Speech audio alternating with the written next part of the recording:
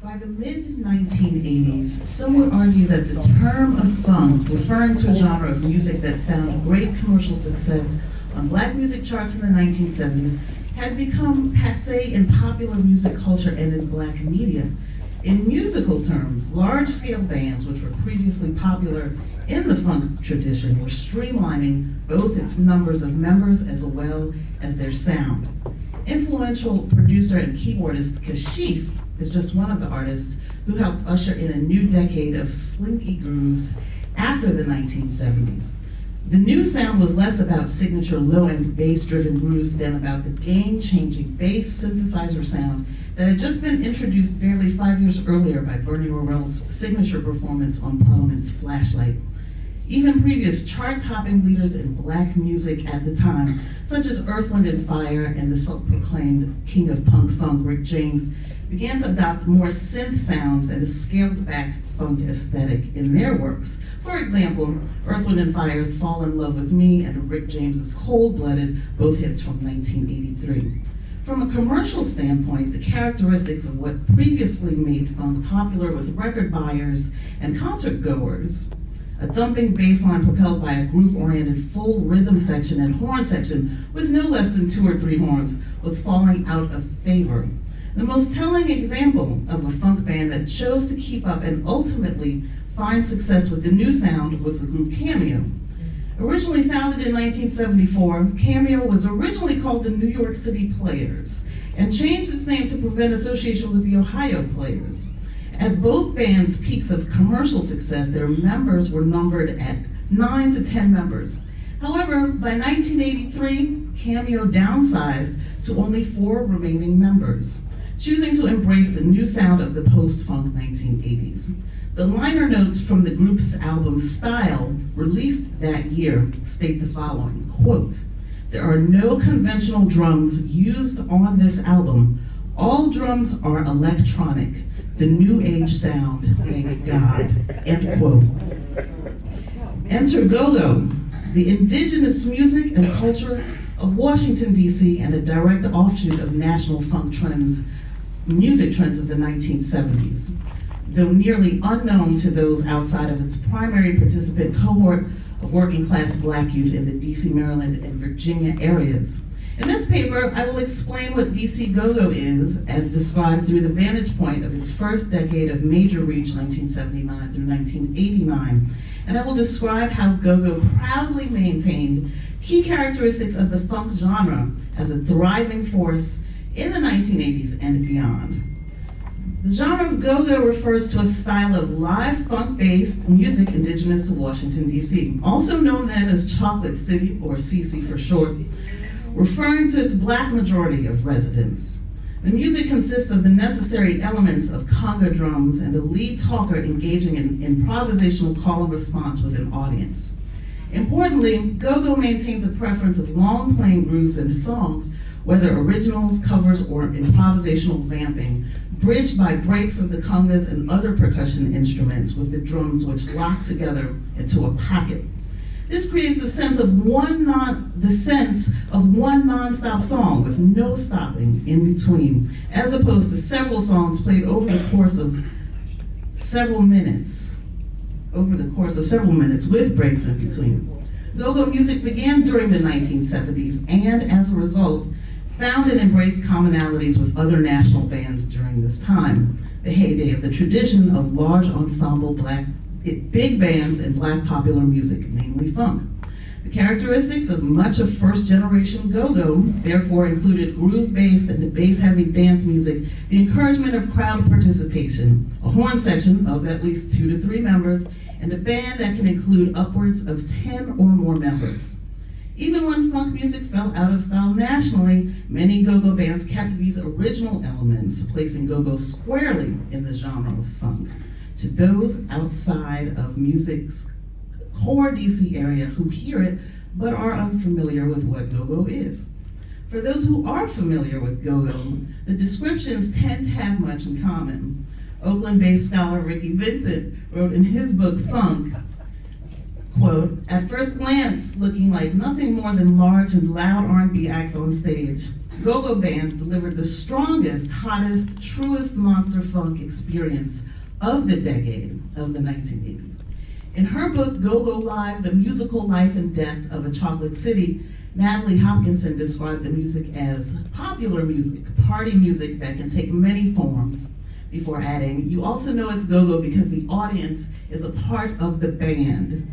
Together, the musicians on stage and the people below it create the music live, always live, through a dialogue of sounds, movements, and chants. Like Hopkinson, Kip Lornell and Charles C. Stevenson Jr. also honed in on a necessary distinction in their book, The Beats, Go-Go Music from Washington, D.C. They wrote, go-go is more than just music, in that it provides a voice for members of D.C.'s often overlooked, much maligned, and truly disenfranchised African American community. Its younger members identify with go-go musicians in much the same way that blues artists once provided a voice for the Black community and rappers do today. A more musical definition of go-go was offered by a Bass Player magazine article by Ed Freeland, who wrote that go-go is a bottom-heavy derivative of funk that featured a kick drum heavy mix, Latin percussion, and a good time aesthetic. He added a description and helpful transcription of the music's swing undercurrents and 16th note triplets.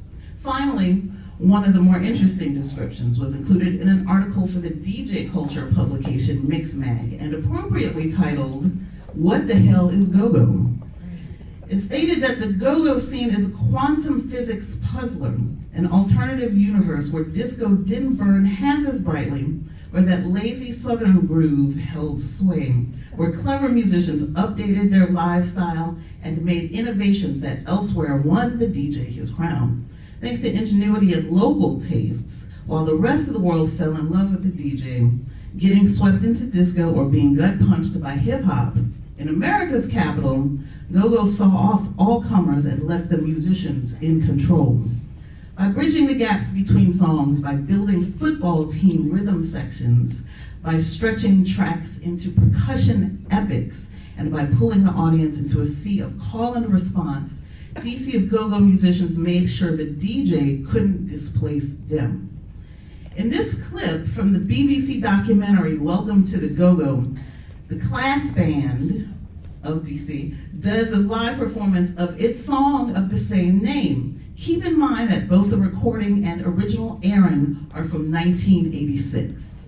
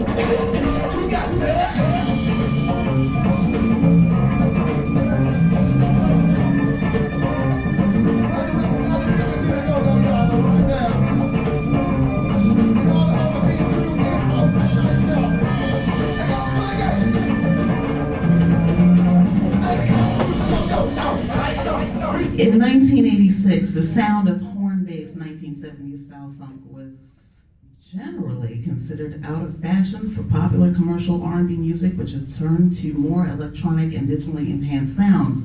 The video clip is just one example of how the go-go musicians simply did not care, as its music tradition was not only wholly viable within the large go-go audiences of the DC community, but existed and persisted to please and serve its loyal communities and not national pop charts.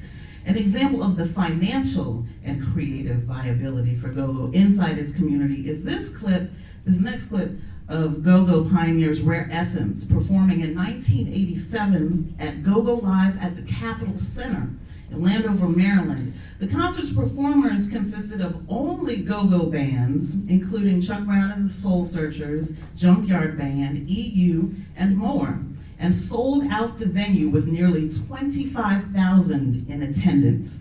Keep in mind, this is in 1987.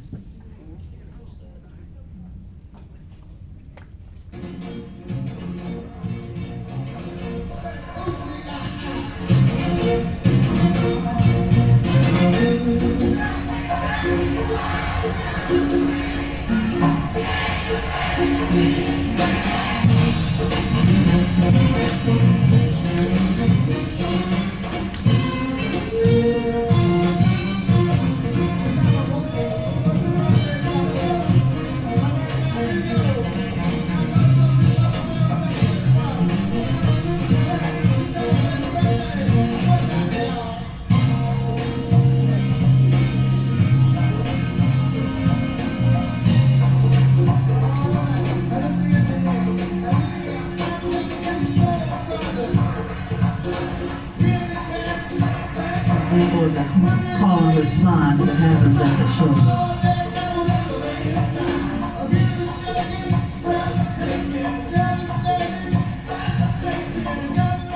Unlike national funk bands, which by 1987 had either downsized or disbanded, go-go bands in the 80s remained large with the quantity of members ranging from 10 to as many as 14 musicians. Since the 1980s, go-go is the last music left outside of New Orleans' second line style brass bands, which roll 10 plus members deep in the tradition of the 1970s funk big band, i.e. Parliament, Funkadelic, the Ohio Players, etc. With that, I also contend that DC and the surrounding areas of Maryland and Virginia and New Orleans may be the last remaining cities in the US which still boast thriving live music cultures based on Black musicians, Black audiences, and large bands with 10 or more members creating and performing new music regularly each night, each week. Another way in which go-go kept and keeps funk alive is in its outsider or othered aesthetic. As the famous George Clinton quote says, "Funk used to be a bad word." To some, the term go-go still is a bad word. Even though the primary audience for go-go is Black, class plays a major role in the othering or outsider designation. As Natalie Hopkinson stated in her book, not all Black Washingtonians liked or even supported go-go, and it would be rare to find go-go music on, say, the campus of historically Black Howard University, as it was and still is viewed as low-class music.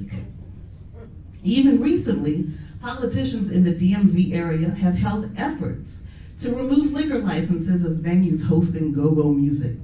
The Go-Go Report was issued by DC Police, tipping officers to where go-go concerts and events were taking place in an effort to crack down on the murder rate.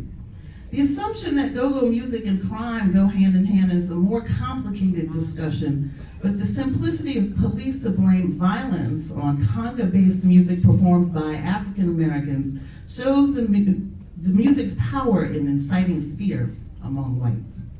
Like funk in the 70s, a slew of countless go-go bands formed in the wake of the first, and some argue, the only national go-go hit, Bustin' Loose by Chuck Brown and the Soul Searchers in 1978.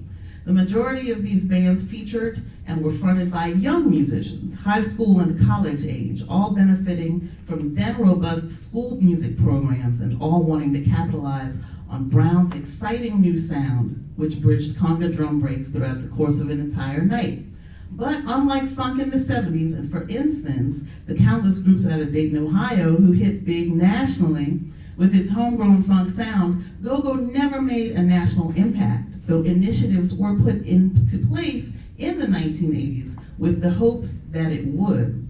Specifically, go-go was viewed by national record executives as the next big thing, especially since major labels, quote, blew the first great black street phenomenon of the 80s, and they don't want to blow it again, end quote, as music writer Nelson George pointed out in reference to hip-hop of New York.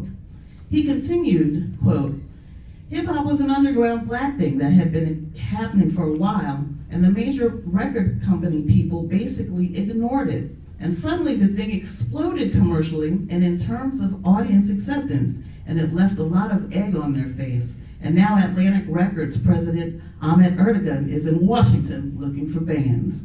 That's when you know the big money is coming in, end quote. Many have acknowledged the musical and cultural importance of go-go, not only as a self-sustaining music genre, but as an important political force of working class blacks in and around the nation's capital. However, it is interesting to note that there are many others who have never heard of go-go, especially in its Washington, D.C. birthplace.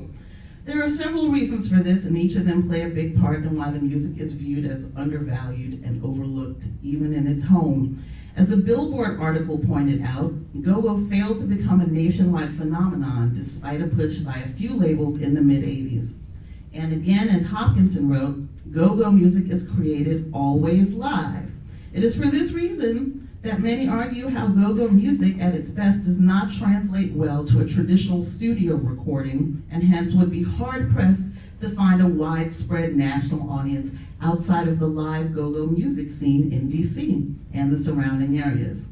Lornell and Stevenson also stated this: perhaps more than any other form of contemporary vernacular music, go-go must be experienced live to really comprehend its power and the immediacy of the rituals that accompany the music.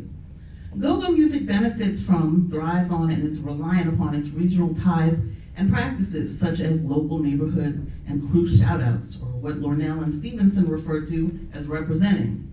As they explain, representing is an important part of the expressive culture at a live go-go program, and it is integrated into each performance. The very act of calling out precise locations and neighborhoods brings specific attention to DC. This naming ceremony usually calls out sections of the city that remain unknown to most tourists and would remain forbidden territory even if they had heard of them. This form of neighborhood pride displayed in performance can be viewed by outsiders as insularity, and obviously wouldn't translate to most people who have no connection to or knowledge of the areas being represented in this way. Go-go lyrics, or the seeming lack thereof in performances featuring call and response, representing, and shout-outs from a lead talker are sometimes viewed as not fitting with the traditional song structure of pop music, which includes a storyline made up of verses and refrains. Lornell and Stevenson also wrote in a live performance, the exhortations to party and the cries of "who's in the house" remain critical elements, but they work less well when they are put on a recording. Finally, the insistence of DC and the DMV area's go-go musicians in the 80s to hold steadfast to an unwavering dedication to live music culture represents the resilience of an activism-powered funk aesthetic, or what our keynote speaker Scott Brown cited last night, of making a way out of no way, while honoring the original funk band Blueprint. As lead talker James Funk of DC's Rare Essence, who you saw in the clip, the second clip, told Lornell and Stevenson, quote, "I like the way George Clinton and P-Funk always got into a groove and just stayed there, just in the groove for however long that they wanted," end quote. Fortunately, DC Go-Go, though stigmatized, discounted, and unknown outside its community, continued that groove, even and especially throughout funk's turning points of the 1980s, and it continues to do so for however long it wants. Thank you.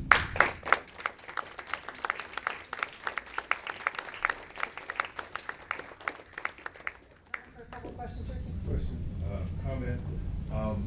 Melissa, thank you for throwing down. We need some of that.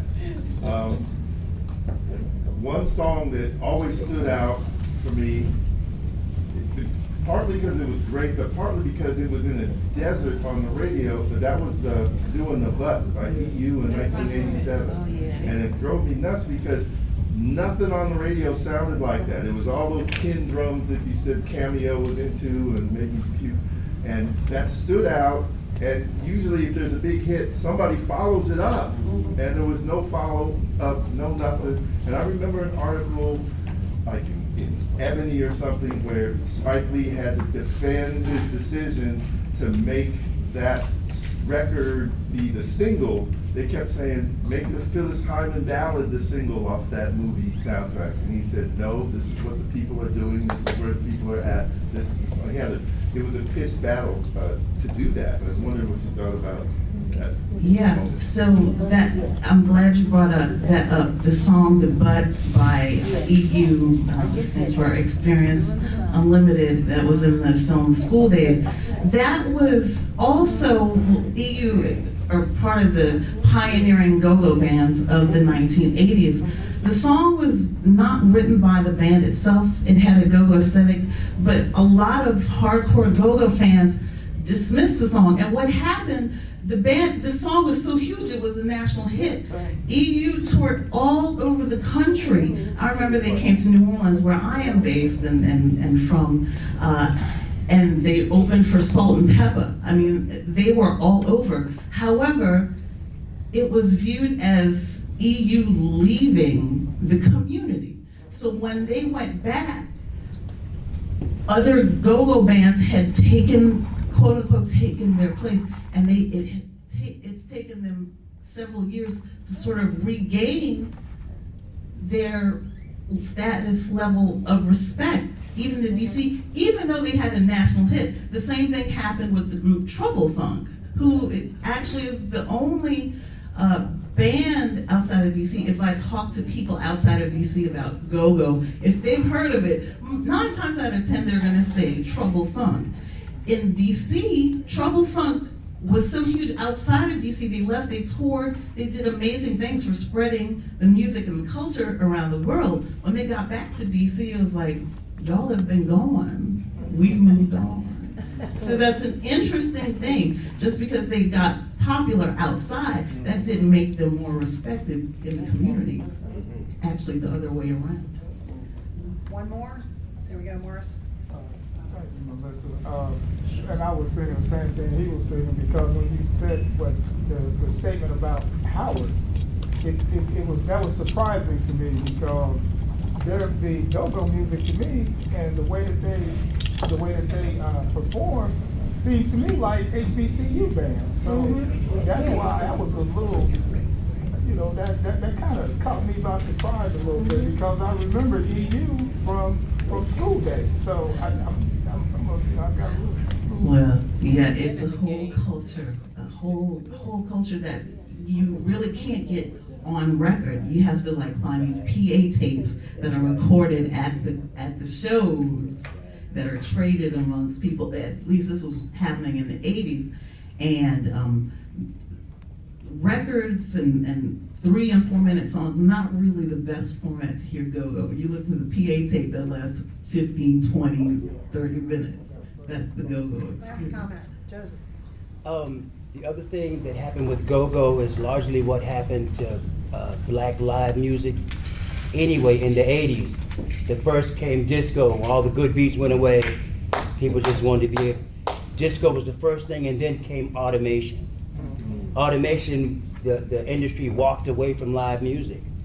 And with it went all the good black, because I got brothers, Wooten Brothers, we're a band, and I remember when disco showed up and the gigs dried up and all the good beats went away, and then automation came and took the industry even farther away from live music, and then sampling came after that and took it even farther away, and popular music went in a different direction than what areas like this and areas like DC, which thrived off of live music.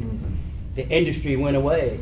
Mark walked away from what the neighborhood did the best. And that's sort of what is fascinating about go-go, is that it is powering up live bands Yeah. in the wake of this. These clips that I play are from 1986 and 1987. Yeah. Chuck Brown has been quoted a few times as saying when he would play at clubs, in order to cut out the disco DJ who would play in between sets, Right. he'd just have his percussionist play through the whole night, so the DJ was not needed anymore.